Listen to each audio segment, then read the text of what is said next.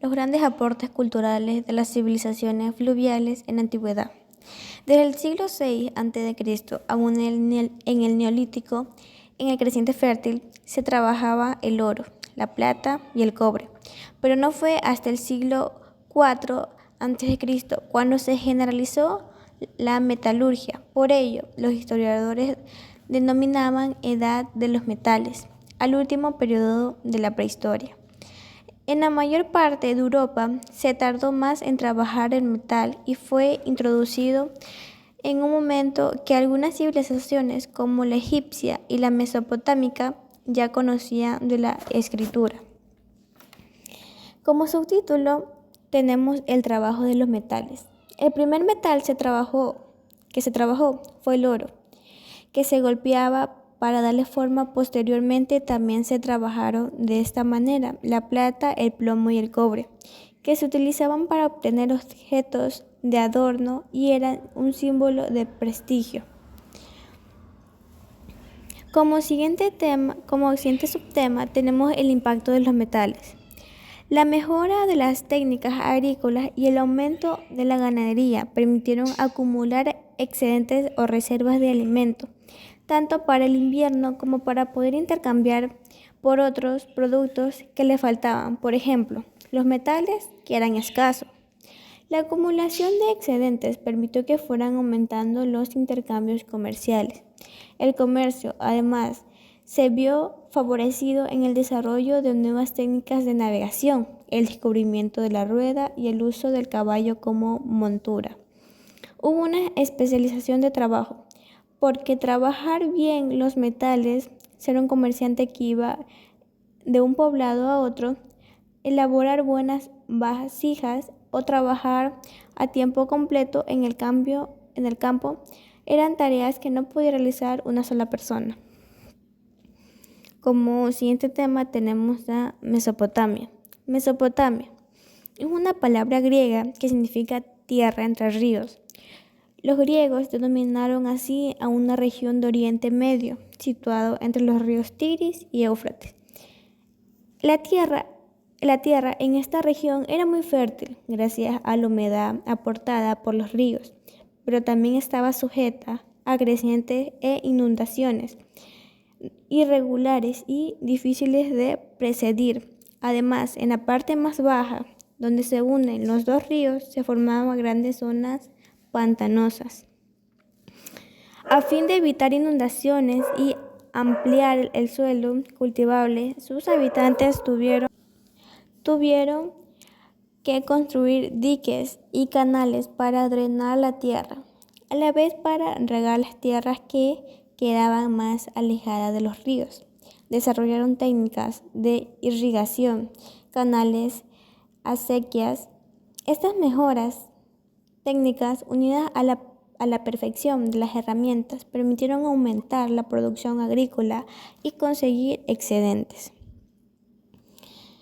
Como subtema tenemos las primeras ciudades. Las primeras ciudades se organizaron como ciudad y estado.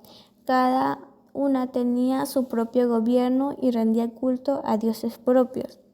El poder político estaba liderado por caudillos o reyes que, justo con los sacerdotes, dirigían las ciudades y sus habitantes mediante código de leyes. Además, los reyes disponían de un ejército para controlar las ciudades y el territorio que las circundaba, y de funcionarios para las tareas administrativas. La administración de las ciudades-estado generó la necesidad de anotar las cuentas, impuestos, control de las cosechas, etc., y de dejar constancia de las leyes. Por eso se desarrolló la escritura. Como tercer tema tenemos China y sus grandes aportes. Pequeños estados. China, cuyo nombre significa país de en medio, es un extenso país que se encuentra en el centro-este de Asia. Por el norte limita con Mongolia y el desierto de Gobi. Por el sur con Indochina, Al este se encuentra el Mar Amarillo y el Océano Pacífico. Al oeste está Tíbet. El origen racial de los chinos está en grupos procedentes de Asia Central y Mongolia. El territorio chino ha sido agrícola por excelencia, pues cuenta con importantes ríos y constantes lluvias provocadas por los vientos monzones que mantienen inundadas grandes extensiones de terreno. Este tipo de clima ha creado condiciones idóneas para el cultivo de arroz y de otros cereales y verduras. Como subtema tenemos a la organización social. A pesar de haber sido un pueblo dado de intercambio comercial, la sociedad china se caracterizó por ser celosa en resguardo de las tradiciones y el honor de las instituciones. Esta tradición también fue una forma de mantener el respeto por el orden social de clases, de modo que la clase dominante se mantuviera en el poder y el pueblo se dedicara a sus labores en el campo, base de la riqueza del imperio. Además de soportar el mayor peso de la productividad del imperio, campesinos, artesanos, también pagaban impuestos que sostenían el aparato gubernamental. Los esclavos eran empleados como servidumbre y mano de obra para el Estado. La cédula de la sociedad china antigua era la familia, indistintamente de la clase social a la que pertenecía, donde se inculcaban el respeto y la veneración hacia los mayores. La mujer se dedicaba a las actividades domésticas y solo ayudaba a la agricultura si era necesario. Como subtema, la economía. La principal actividad y base de la civilización fue la agricultura. La agricultura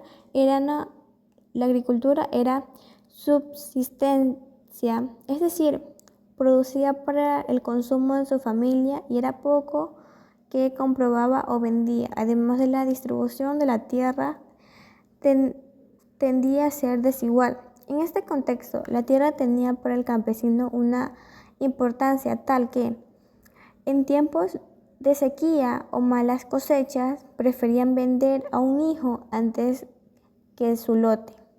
Otras actividades económicas muy importantes de los chinos fueron la ganadería y la artesanía. Como subtema tenemos religión y filosofía. Si bien practicaron el animismo, la práctica religiosa llegó a mezclarse con la filosofía, que tomó gran importancia desde la antigüedad.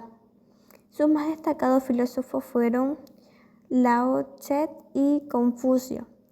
La obra de Confucio, 1551 y 479 a.C., tiene ciertos parecidos con la obra de Sócrates, pues movió la práctica del amor, la justicia y el respeto por las tradiciones y la autoridad, la reverencia a los mayores, la sabiduría y la sinceridad.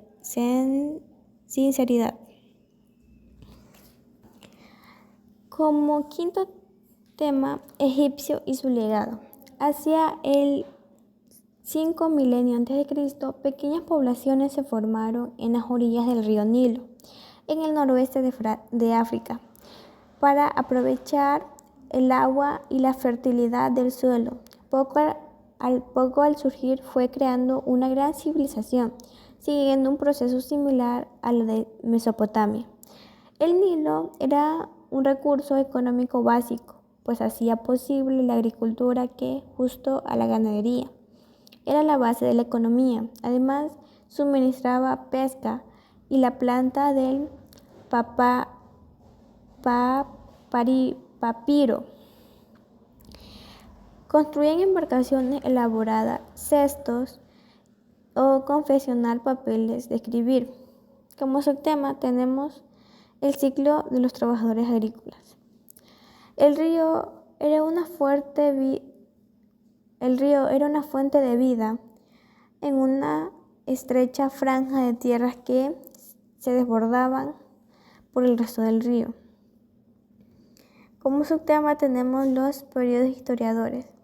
Con el desarrollo agrícola y la especialización del trabajo, algunos de estas pequeñas unidades instaladas a orillas del Nilo fueron convirtiéndose en ciudad y estado, que acabaron unificándose en dos grandes reinos: el Alto Egipcio con capital de Tebas y el Bajo Egipcio con capital de Menfis.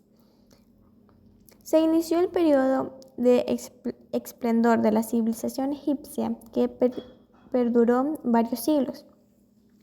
Este periodo se divide en tres etapas: Imperio Antiguo, Imperio Medio